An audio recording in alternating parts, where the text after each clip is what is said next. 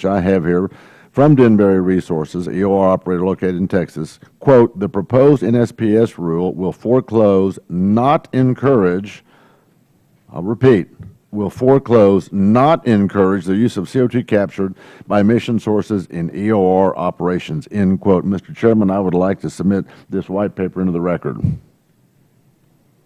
Without objection. Thank you. Denbury Resources does use enhanced oil recovery, captured CO2. I have that I know of, the largest and only CCS, carbon capture sequestration storage facility in my district in Texas, Port Arthur. It was built, managed by Air Products at a cost of about $400 million. 66% of the funding came from the Department of Energy, or the American Reinvestment and Recovery Act. 66% of the funding. Now, if you read Air Products' news release on May the 10th, 2013 about that, let me quote from their press release.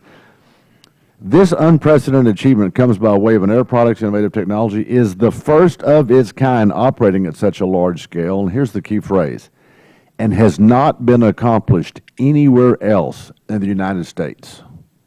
Further, down here they read that says they state that this project, quote, would not have been achievable without the support and involvement of the Department of Energy, end quote. To call this something that's capable of being duplicated and a viable process in the United States is a laugh. It is an absolute laugh. For the witnesses, are there any of y'all who get 66% funding in your salary or that would admit it? And let the record show there's none, Mr. Chairman. We have business people at the table, right, that are in business. Any of y'all whose businesses get 66% funding from the federal government and would admit it? Let the record show there are none. Kempner, the project over in Mississippi, Kempner County, Southern Energy, the CEO, came to the House Environmental Energy Action Team, of which I'm a member of, and testified some months back, and he said it is such a huge cost overrun and it is not duplicable in anywhere else in the United States. And that's with Denbury having a pipeline right in their backyard, so to speak, which fortunately comes over into my district in Texas. Am I losing my microphone? No. So for us to say that this is duplicable and that this has been demonstrated as a capable of being duplicated process, for the EPA to state that is unbelievable, in my opinion.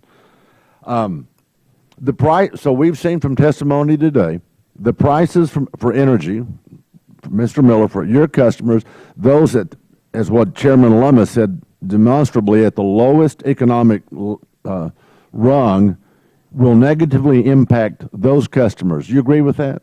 Yes, sir, I do. You know, it seems to me it's irony of all ironies. We've got tax dollars, 66% of the project that the EPA alludes to, by the way, funding a process that we cannot duplicate that's going to hurt. You don't want to give new meaning to the term double jeopardy. We're using taxpayer dollars to fund a process that's going to hurt those who can least afford it at the bottom rung. Maybe triple. Let me just say maybe triple jeopardy. I would submit for this panel, for this body, that we're going to jeopardize, number one, those who can least afford the energy cost. We're going to jeopardize investment. There will be no new jobs at a time when we need it. And we're going to jeopardize our national security because we're going to need energy to operate the things, our military. We're going to need energy to produce goods, products, services. And we are going to triple jeopardize by trying to do this process, the very economy in the greatest country in the world that is great. And I would ask any of you to disagree, because we have the most solid, most affordable, most reliable, best supply of energy on the planet, and we've worked hard to get it that way, and this is going to undermine that very process. Anybody disagree with that? I disagree. I disagree that it will undermine all of I know. Well, Mr. Hawkins, I'm so glad you're here. Glad to hear that, as my colleague over here said, you support pipelines. You said in your statement earlier that these regulations would help oil companies operate more profitably. I'm so glad you're concerned about the oil companies.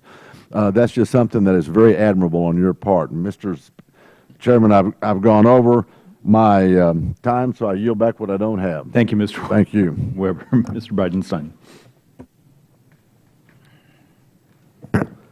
Mr.